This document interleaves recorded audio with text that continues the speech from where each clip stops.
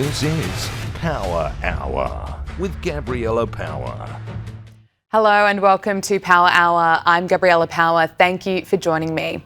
We are hearing more stories of courage and bravery during what was the worst terror attack on Australian soil. The couple, Boris and Sophia Gurman, were likely the first victims of this massacre, as dashcam footage shows them fighting the alleged shooters trying to stop them. They died as heroes, as did many, if not all, of the innocent Australians who were murdered at Bondi Beach. As more details emerge about those who were desperately doing everything that they could to protect their family and protect others as they were being gunned down. We will never forget the victims, the people who were killed.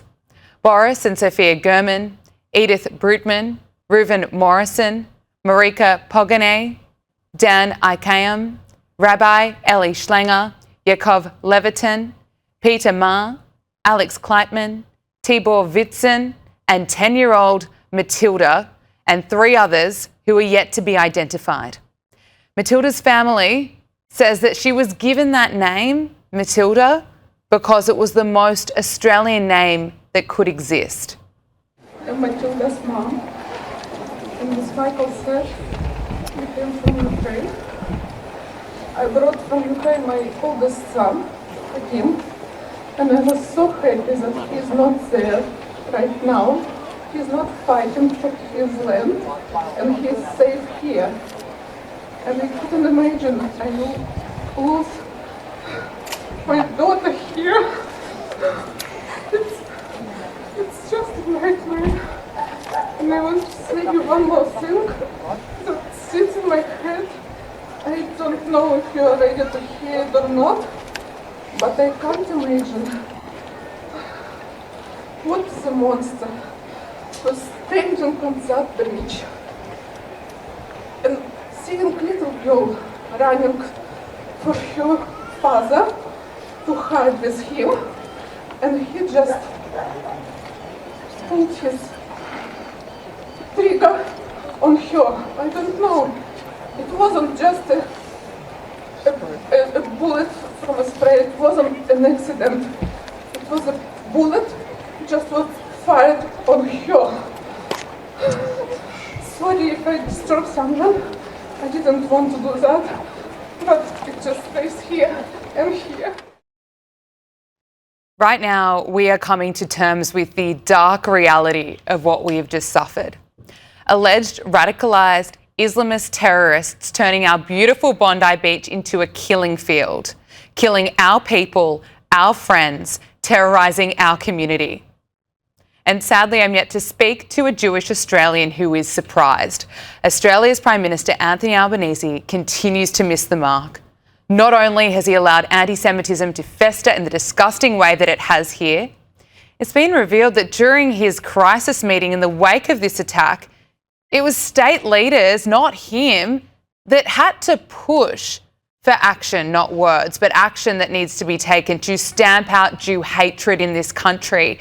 Action that was needed a bloody long time ago. The daughter of Reuven Morrison, Sheena Gutnick, has released a scathing statement saying, "My father is dead because those in power chose inaction." We know the warnings were there. Jews were living in an anti-Semitic environment. The calls to globalise the Intifada were chanted loudly on the streets for more than 2 years, and today funerals are being held for killed Australians because Australia, that was once a safe place for Jews, is no longer a safe place for Jews. And yet it seems Anthony Albanese still does not get this. He is turning almost his entire focus now to gun control. Consideration that will take place includes limiting the number of guns an individual can own, the type of guns that are legal, whether gun ownership should require Australian citizenship, and accelerating work on the National Firearms Register. Gun control, sure, that can be part of this response, but that does not go to the heart of the problem here. Gun control is not what will stamp out Jew hate, nor will it stop this sick, hateful, dangerous ideology that is here now, which is radical Islam.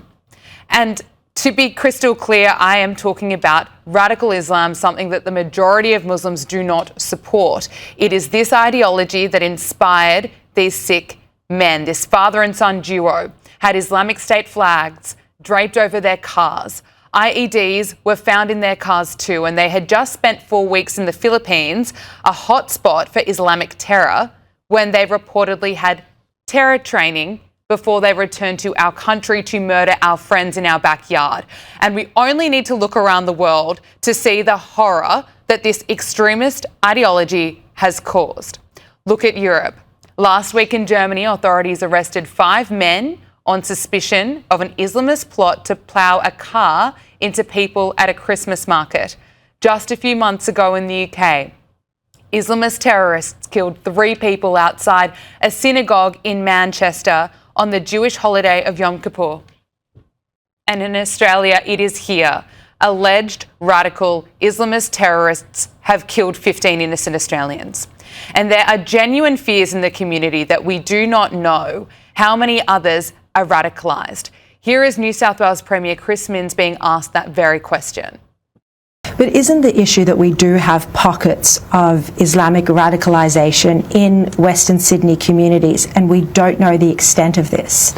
That may well be the case. I mean, I couldn't hand on heart give you an assurance that there wasn't active investigations, active inquiries, huge concern, suspicions by law enforcement about what's happening in certain communities. I mean, we do need to let the police do their job. It's my job to give them the resources and in some cases the legislative backing so that they can keep the community safe, and I'm committed to doing it.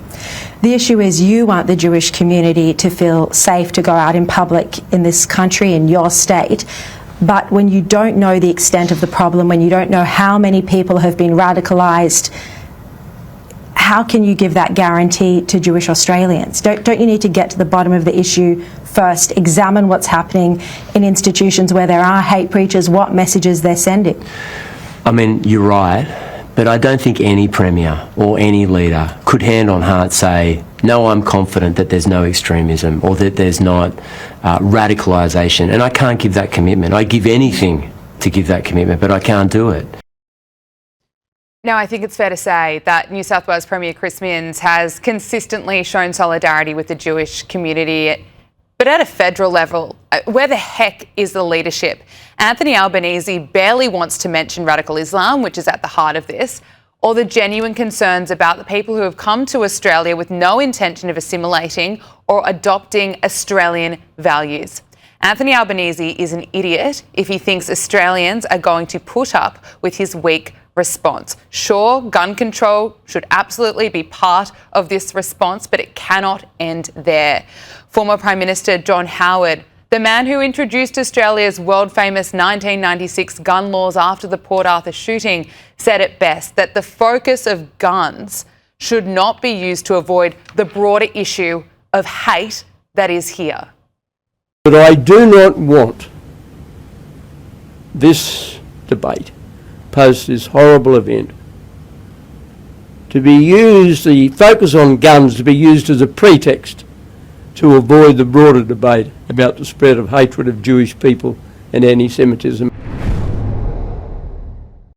Joining us now is filmmaker Ami Horowitz. Ami, thank you so much for joining us. It is such a devastating time here in Australia after 2 terrorists killed 15 innocent Australians in an ISIS-inspired attack. And speaking to members of the Jewish community, so many are, of course, shocked, but not at all surprised by what has happened. Seeing as the ISIS flag was flown on the Sydney Harbour Bridge just a few months ago. Look at this.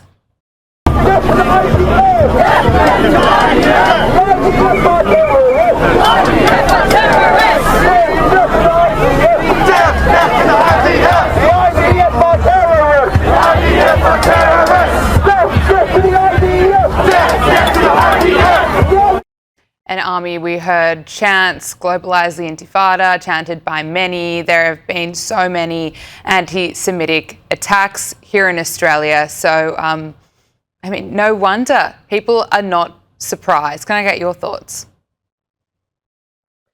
Yeah, look, Gabriella, you know that this is certainly personal for me, not just because it was the Jewish community, but it was the Australian Jewish community. And you know, I spend a lot of time in Australia, on the air in Australia, physically there.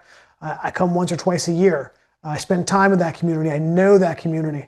Obviously, the whole thing is horrific. And yeah, I mean, those scenes you just showed us, I mean, they've been replayed over and over again, even before these attacks and certainly after these attacks.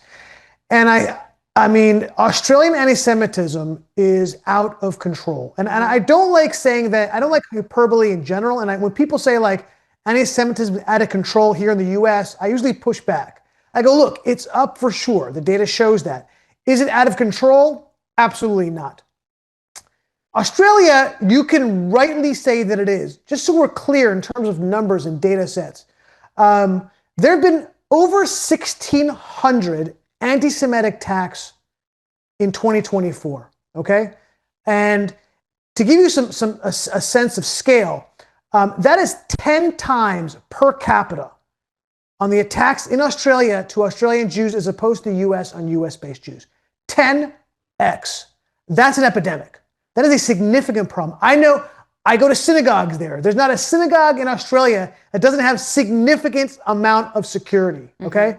And this is all within the permission structures at the left and the allies of Muslim extremists have created. You know, I can't stand whenever people push back and say, this is not an Islamic radical problem, it's not an Islamic problem, right? It's only 1/100th of 1/10% of people who commit terrorist attacks.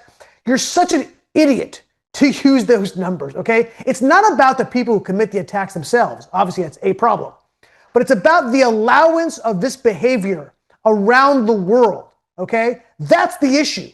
And that when you know, just the day after this attack, I was watching CNN, and there was a commercial came on for Doctors Without Borders. And in this commercial, they talk about hospitals being blown up by the Jews. They talk about genocide committed by the Jews. This is the day after they are broadcasting this commercial. That's a permission structure. I'm sorry. I know Doctors Without Borders is not promoting terrorist attacks, but they are, because that's what allows these extremists the room to breathe and to grow and to breed.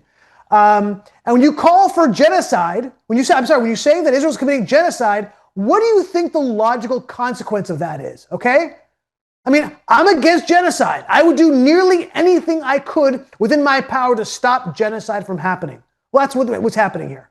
It's interesting you're making the comparison between Australia and America, because you look at America and how anti-Semitism has been significantly reduced under the Trump administration. I mean, look at Donald Trump and the way he was able to stamp it out at universities by withholding funding. Yet here in Australia, anti-Semitism, as you say, has been escalating out of control. And there are right now calls for Anthony Albanese to resign after what has happened. I mean, imagine if he was running a company, he would be absolutely out the door. Now, you also made the point about radical Islamism. Our Prime Minister is very reluctant to talk about that, yet he is fine to call out right-wing extremism. These are his comments just days after this terror attack. We take ASIO's advice very seriously. We work closely with them. We receive regular updates as well. The Director General of ASIO has warned about a range of threats, be it anti-Semitism, the rise of right-wing extremist groups as well. And we continue to work closely with our security agencies. The rise of right-wing extremism, that is what he had to say. Yeah, it's incredible to me. It really is. Look, not to get involved in Australian politics, right? But you're welcome to. Terrible government. Yeah. Okay. Then here I go across the board. I'm not just about it, anti-Semitism and their lack of ability to stop it. Look, Penny Wong, your foreign minister. She, as I'm sure you guys have talked about. We certainly talked about it on your show before. She went to Israel, refused to visit the site of October 7th. If he's gonna leave, if he's gonna be thrown out, it shouldn't just be about the rise in anti-Semitism. But I saw the way your police are trained. okay, in real time. The whole world saw your police officers cowering in fear as Jews are being slaughtered in one of the most popular places in all of Australia. As they sat there for 20 minutes as this killing went on, and they just sat there, and they took another courageous Muslim man. He had taken it upon himself to go tackle that guy. And by the way, we also saw how he wouldn't shoot the guy. I don't know if he couldn't use the weapon, but I think something that probably ran through his mind that if he shot the guy, he might have been prosecuted. I'm sure that came up in his thought process. Yeah, of course. And Army, we are hearing stories of heroism, of bravery and of courage. I think many of the innocent Australians who were killed died trying to fight these terrorists. Now, there are certainly questions being raised about why there were not more police officers there at that Hanukkah event on Bondi Beach, open air area. There were only two reports of 2 or 3 police officers at that event, and even our Premier Chris Minns has admitted that he wishes things had been done differently. But just on the federal response, because I think a lot of anger in this community it's really being targeted at the federal level, because at least New South Wales Premier Chris Minns, he's largely been showing solidarity with the Jewish community. He's been alongside them for 2 years. Anthony Albanese and Penny Wong, as you mentioned, went to Israel and didn't even bother to go to the site of the Nova Music Festival. Hundreds of people were killed. It's just absolutely horrific. Now Anthony Albanese says that he's willing to do whatever is necessary to stamp out anti-Semitism, and he's flagging additional powers for police and for security agencies. But he's been so slow. This comes after another warning from former intelligence and defence heads Nick Warner, Duncan Lewis and Dennis Richardson, who said that Australia was at a turning point and that the government's floated changes to gun laws, that alone would not stamp out anti-Semitism. Army, I want to get your thoughts on the Prime Minister's plan for tighter gun control. Sure, that can be part of it, but how does that stop anti-Semitism here? It's a joke. Of course it doesn't do anything to stop anti-Semitism, right? Gun control? Let's be real. You need Islamic immigration control. I'm sorry. That's where it's all stemming from, okay? Let's just call the truth the truth. I know it's painful to some. I get it. But that's where these problems originate. But he won't talk about that, right? He talks about radical white people, right? Radical white men. I don't know what he's talking about. No, he will not get real. He will not face the reality of what the problem your country is facing, okay? Yeah. That's what the issue. Gun restrictions, every time there's a shooting, this is the garbage you hear. They never talk about the underlying issues, the person who used the gun. And by the way, that's from the right and the left. Equally, you gotta be consistent on this philosophically, right? If somebody on the radical right used a gun to kill people, that ideology needs to be condemned. And when you do it on the left, and you do it for Islamic radicals, those have to be condemned. They refuse to say the truth. Look, the New York Times, their first reaction to this was when they were talking about the bloodshed, they had to end it with, and by the way, let's make sure we understand that there's Islamophobia in this world. What are you talking about? It's interesting. They refuse to do real. They refuse to do reality. That's just not in their DNA. Yeah, it's interesting you mentioned the New York Times. Our taxpayer-funded broadcaster, the ABC, is right now being slammed for its biased coverage. We've been reporting on this for 2 years, but Jewish Australians are now calling out the ABC directly. Look at this. Because, there's some really good things happening here around this community. Like, a lot of people are coming together. We're so appreciative of that, yeah. How are we feeling? Is this what you wanted? Is this enough now? Will you listen to us? Albanese, Wong, will you listen to us? Will you actually do something? Will you actually, don't have to stand up and say anything because we don't believe you anyway. And ABC, I've got to say, will you cut out the biased reporting? Mainstream media, we feel will you cut it out? Will you actually let us have a voice? Because we feel that part of the reason that the Jewish people have experienced such a massive change in Australia towards us. And I'm sure it's people who've been watching the ABC, who've been reading the New York Times, who've been watching the BBC, who are very shocked by what has happened at Bondi because they haven't been getting the truth. Yeah, good for her for calling them out. But everything she said, the answer is no. No, nothing's going to change. I'm sorry. I've seen this movie before, Gabriella. This is nothing new, okay? I know it's shocking, right? Obviously, but we've seen this before. It's not the first time this has happened, and nothing has changed. So do I expect the reporting to change? No. Do I expect the government to do anything to really stop anti-Semitism? The answer is no. I hate to say it. We have to protect ourselves. That's what it comes down to. And further gun restrictions, frankly, is just going to make the matter. It's just going to make the matter worse. It wasn't the police who stopped this guy, right? That first time. It was a person who had to put himself at physical risk to disarm that person. But if somebody there had a gun, and that's all you're doing. If people don't have guns, they need the police to take action. But the police clearly aren't doing that. What do you expect people to do? No, nothing's going to change. Just looking again at how America is responding compared to Australia, the Trump administration is pushing to designate the Muslim Brotherhood as a terrorist organisation. Can you talk to us about if and why we should be considering doing that here? Yeah, because this is a global threat. These are not isolated threats. These are not organizations working in a airtight vacuum. They all work together. Look, I spent 2 weeks undercover. I spent a month undercover with the Muslim Brotherhood around the world. I saw them. I went to Lebanon. I went to Egypt. I was in Germany. I was in Istanbul. I was in the U.S.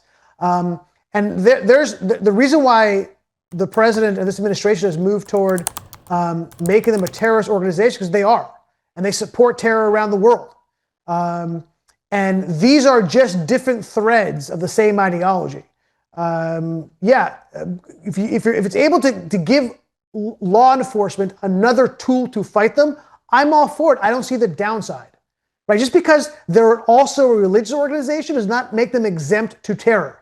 Okay, Hamas is both a religious organization within Islam, it's also a government, and it's also one of the great terror organizations the world sees today. Okay, it doesn't excuse it. It doesn't excuse fighting it. And if that's what is necessary to give the government and law enforcement tools to fight it, that's what we need to do. Finally, Ami, this has been so horrific for everyone, not just here in Australia, but the Jewish community, people right around the world, certainly hurting. How does the Jewish community heal from this? Look, the Jews have always healed. This is, again, like I said before, this is nothing new. This is off the heels of October 7th. Human beings have an amazing capacity to heal and forget. We really do. It's part of the solution and part of the problem, because we do forget. It's helping the healing process, but also it hurts us in terms of how we deal with it going forward in the future. Jews have dealt with this throughout their entire history. Okay, there's nothing new under the sun, and this is nothing new. I hate to say it; it's horrible, but it's true. And we will heal. We will move on, and hopefully, God willing, we will learn the lesson from it. And if we do that, then we'll be better off. Ami Horowitz, thank you so much for joining us. We really appreciate it.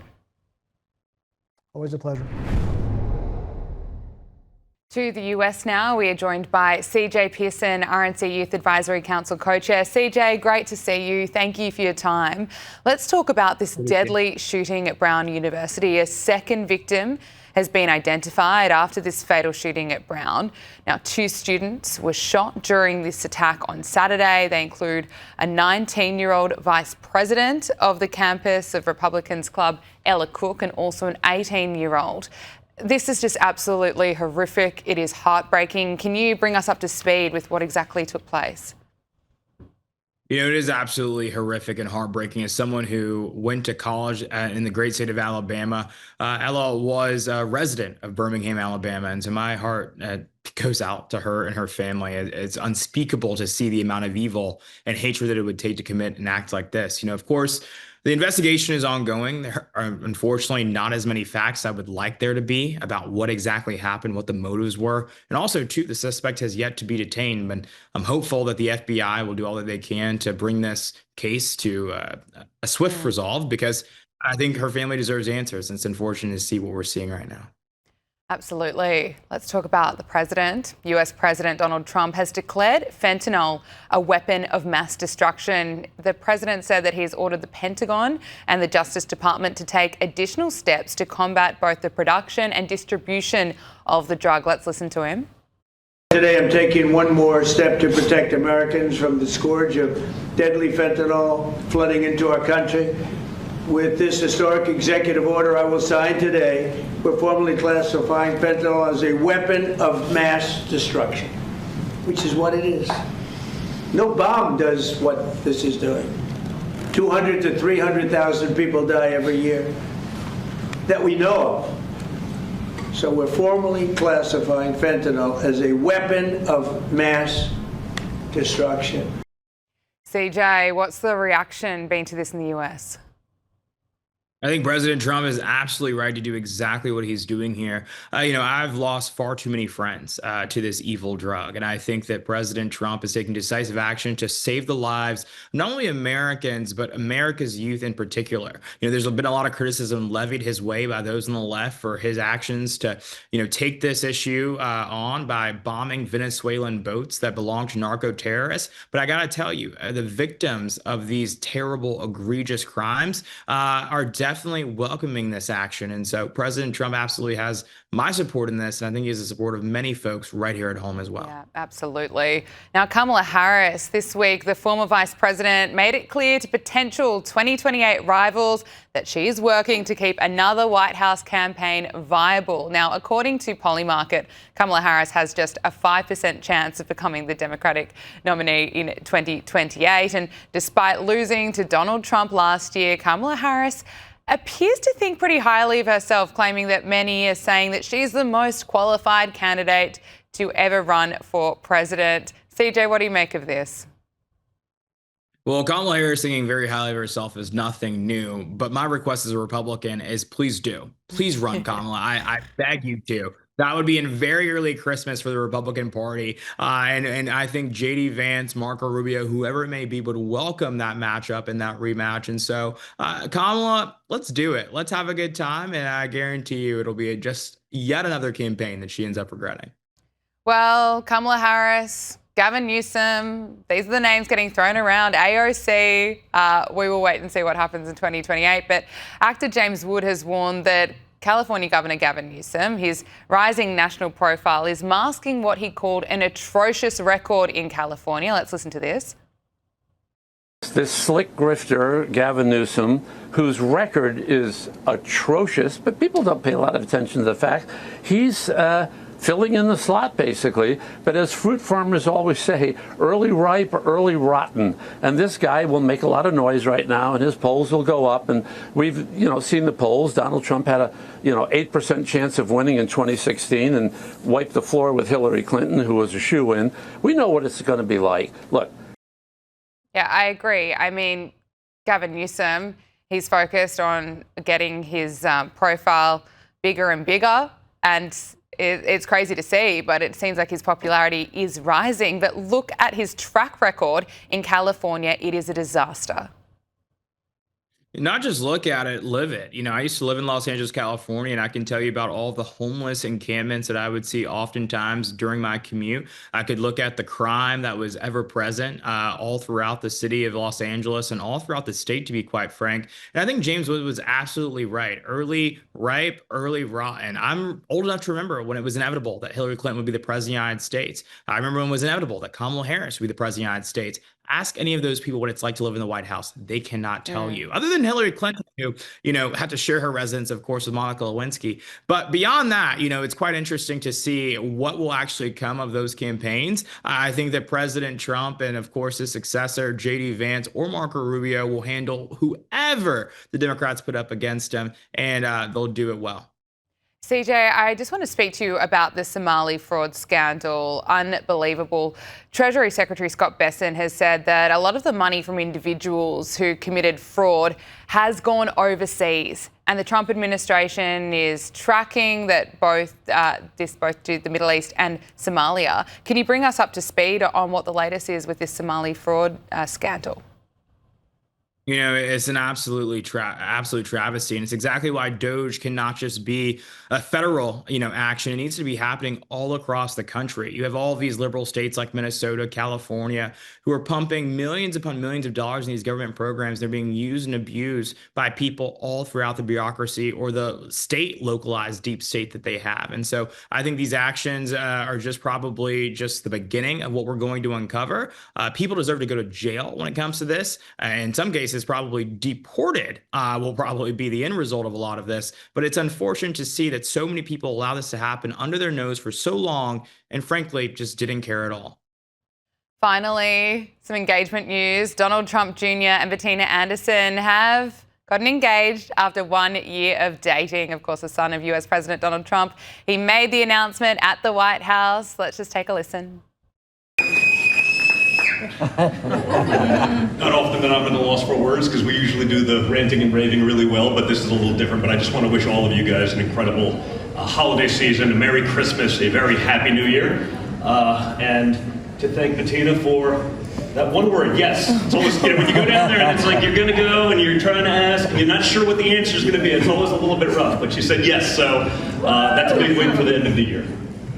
Would you like to say something, Bettina?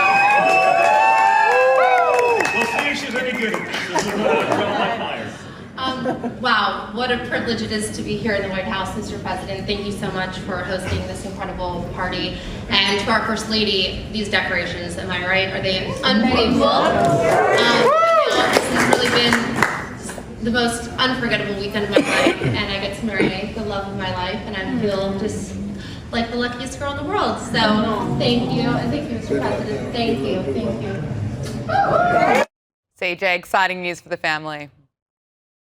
No, exciting news, and I couldn't be happier for my friend Don Jr. and his beautiful soon-to-be bride Bettina. But I will say, it does add a lot of stakes to me. My mom actually saw that video and said, "CJ, what are you waiting for?" I said, "Mom, I'm 23." Don has taken his time. Let me take my time. So no, but all jokes aside, so excited for Don, so excited for Bettina. They're going to make an incredible couple, and best wishes to them. Absolutely. CJ Pearson, RNC Youth Advisory Council co-chair, thank you so much for joining us on Power Hour. We really appreciate it. Good to see you, my friend. For all the royal news, we are now joined by Andrew Eborn, a broadcaster, barrister and president of Octopus TV. Andrew, wonderful to see you. It's always a delight to join you, Gabriella. The royal family have issued a rare public statement following the deadly anti-Semitic terror attack here at Bondi Beach, expressing solidarity with Australia and the Jewish community. The King said that my wife and I are appalled and saddened by the most dreadful anti-Semitic terrorist attack on Jewish people attending the Hanukkah celebration at Bondi Beach. And our hearts go out to everyone who has been affected so dreadfully, including the police officers who were injured while protecting members of their community. Andrew, bring us up to speed on this statement. And at the same time, Prince William and Princess Catherine shared a message echoing that statement. Yes, absolutely. And it's quite rare for them to come out in such a public way. But devastating, deadly darkness on what was the Festival of Light. It's the being investigated, I think, as the deadliest mass shooting in Australia since 1996, the Port Arthur massacre. And Buckingham Palace, they shared that statement, which you read out on social media, just hours after the attack. Dozens were injured, including 2 police officers. And both King Charles and Queen Camilla stated that they were appalled and indeed saddened, as indeed was everybody around the world as this all unfurled. And what's happened is they talk about their hearts going out to everybody who's been affected so dreadfully, including the service people they talk about, the emergency services and members of the public whose heroic actions no doubt prevented an even greater tragedy. And what happens, Gabriella, is when you have these moments of darkness, the worst in society does also bring out the best in society. And we saw some wonderful, heroic actions which undoubtedly saved other people's lives. And also Prince and Princess of Wales, they spoke about that sort of emphasising the unity and condolences in the wake of the tragedy. And as you say, our thoughts are with every Australian today following the terrible attack on Bondi Beach, they said in their statement, and we extend our deepest condolences to the family, friends of those who've lost their lives and stand with the Jewish community in grief. Again, they also praised the emergency services. The Danish royal family, including obviously Australian-born Queen Mary, they spoke about the wake of the attack, and they said, we and the people of Denmark are profoundly saddened by the tragic news of the terror attack at Bondi Beach today. We extend our deepest and most heartfelt condolences to all those affected, their loved ones, the people of Australia, and the Jewish community. All around the world, we're sharing in the grief and sending love to all those deeply affected. King Charles has also publicly discussed his prostate cancer recovery. He's been emphasising the importance of early cancer checks. Andrew, can you share with us a bit more of what he had to say? Yeah, so it's always extraordinary when those in the public eye speak about their own health conditions. It was always the mantra of the royal family, neither deny or confirm. You keep stum about health conditions and so on and so forth. But Charles has spoken very, very publicly about his own cancer battle. And the great news is he says that it's basically reduced a bit, that the threat has been reduced as a result of this early diagnosis. And he's basically become an advocate for encouraging people to get checked. I was talking to people, it was actually just over the road where the hospital is, right by me in Regent's Park. And he's encouraged so many people. The percentage of people now getting checked as a result of the monarch declaring his own battle has been tremendous. So again, more lives will be saved as a result of it. Yes. But early diagnosis, early treatment can help prevent spread. Now we have to speak about Andrew Mountbatten-Windsor. He's been stripped of his last remaining title. The fallout continues, Andrew. What can you tell us? Well, I can tell you we predicted it here on your very show. I did say there was one title he was left with, and I did tell you that by the time we next spoke, he would have that title stripped away from him. And what it is, it's the title tumble, isn't it? Andrew's ultimate uniform demotion. It's devastating the dynasty. What's happening is military mayhem.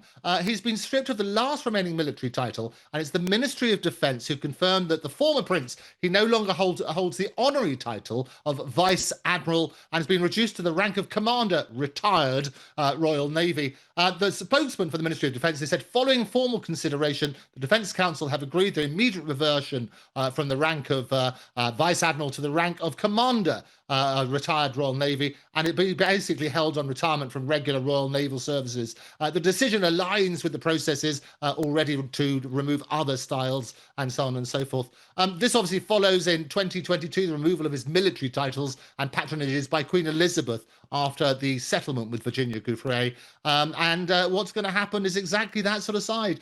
He's falling deeper and deeper into disgrace. He served as a Navy royal pilot during the Falklands conflicts, and he was made Vice Admiral, just to remind everybody, on his 55th birthday in 2015. But that the final title has indeed tumbled. And Andrew's also reportedly moved out of his property and into a temporary property at the Royal Family Sandringham estate. So this temporary property is reportedly a downgrade from his current mansion, and sources say that he will eventually move into a more substantial home. But talk to us about this. Well, it's not just a downgrade. They say it's moving from a palace to a shoebox, is what he said. It's tiny. It's got the boot, basically. It's the lodge lockout. And what's happened, it's the final Sandringham squeeze. The disgraced Duke has been downsized in this dramatic demotion. He was previously rattling around in this wonderful 30-room royal lodge, which I've spoken about many, many times. And we predicted where he's going to disappear to. I did say probably the big move's going to be after Christmas, so he doesn't embarrass anybody, although it's a bit late for all of that. But he's basically going to be going probably up to Sandringham. Whilst he's trying to get there, there's this tiny shoebox of a place. I'm sure his shoebox is a bit different to our shoeboxes, but that's what's going to happen as a result of it. There has been talk, as I talked again with you about him, possibly moving to Bahrain due to business ties there. And he's apparently expressed desires, I can exclusively reveal, to move into Prince Philip's previous retirement property, which was Wood farm. So do look out for that in the new year if that's actually discussed. But the people are a bit concerned, the family's a little bit concerned that if he is there, that might be a little close to the rest of them.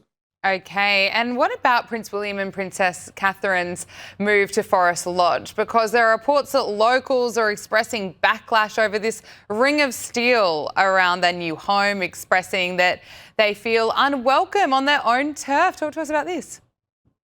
Well, it is tears and turmoil, isn't it? We talked about this last time, as they've moved into this forever home, which all sounds very good in principle, but it is Windsor woes. The security siege sparks sorrow and shutouts, is what they've sort of said. What's happened is the park needs to have extra protection now that they're going to be moving to this £16 million Forest Lodge in Windsor Great Park. It's surrounded by vast grounds, but they do need what, as you say, is called the Ring of Steel, which is a security zone under what's called the Serious Organised Crime and Police Act. And what's happened is the 150 acres of previously public land, which did include walking paths and dogs that used to be walked there and exercised every single day. It also has an environmental education centre, and also people have been evicted.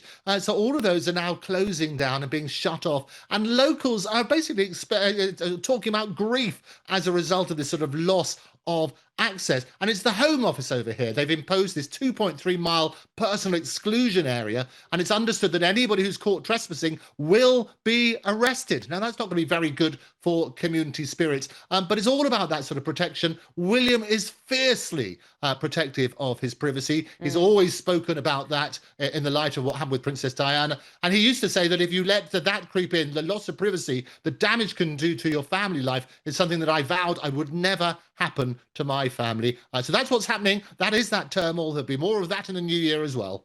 Now, Meghan Markle, she's reportedly willing to return to the UK to repair royal relationships, but under certain conditions. Talk to us about this, Andrew. What's being said? The Sussex shock return of the madness from Montecito. There we go. It's all going to have a look at that sort of stuff. What's happening is that this is the right price. She might come back, and we've been begging for her to come back, haven't we?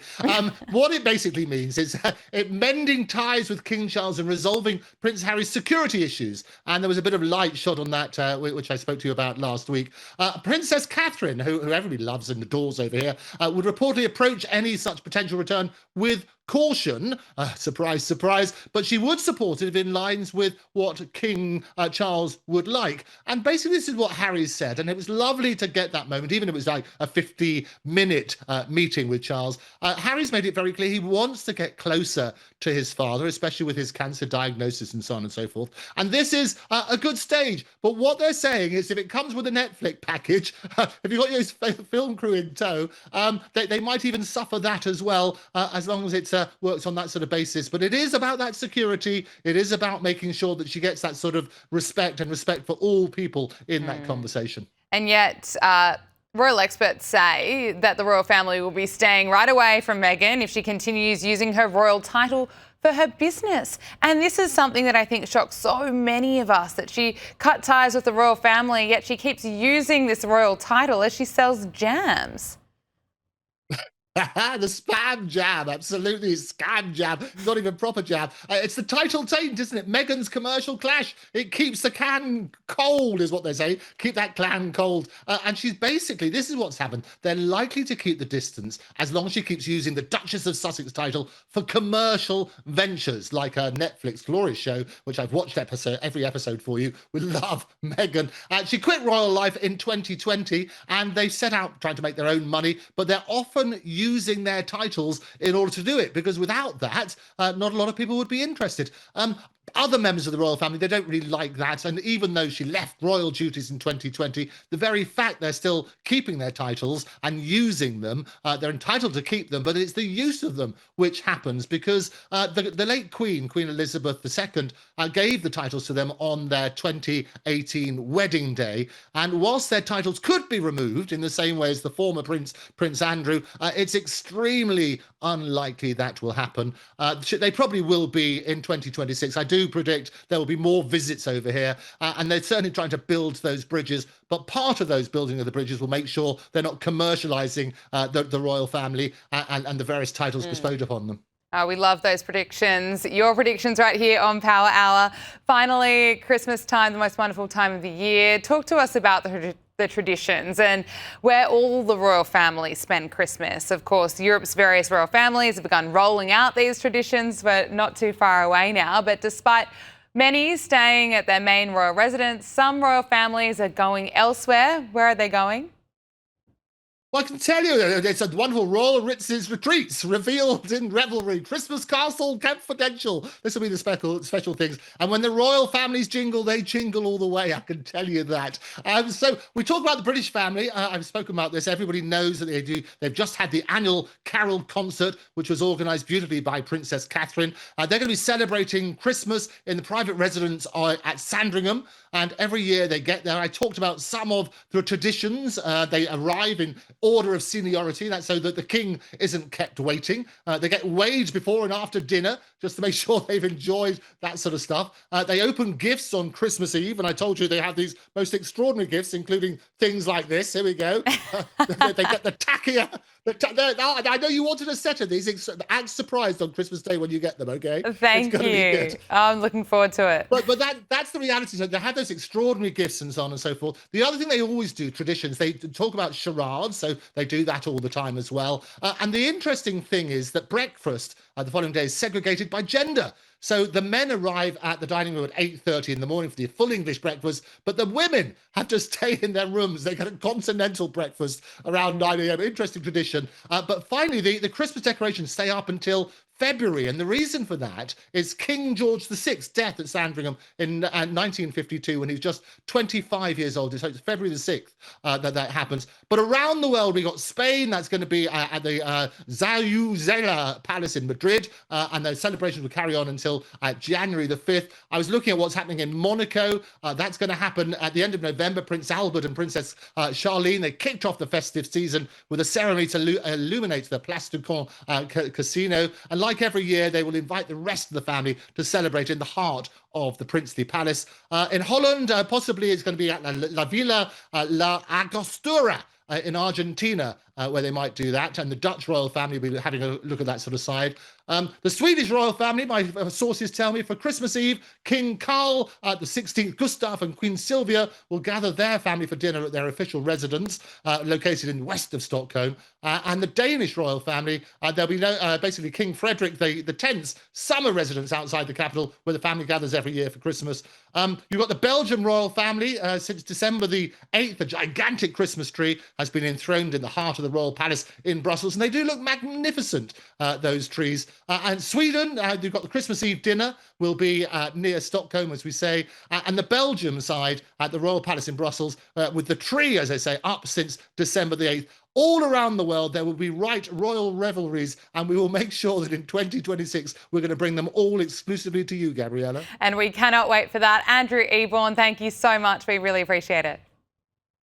And a Merry, Merry Christmas to everybody watching. It's been an absolute delight joining you this year. Merry Christmas to you too. That is Power Hour. Thank you for your company. We'll see you tomorrow. Make sure you subscribe to Sky News Australia on YouTube.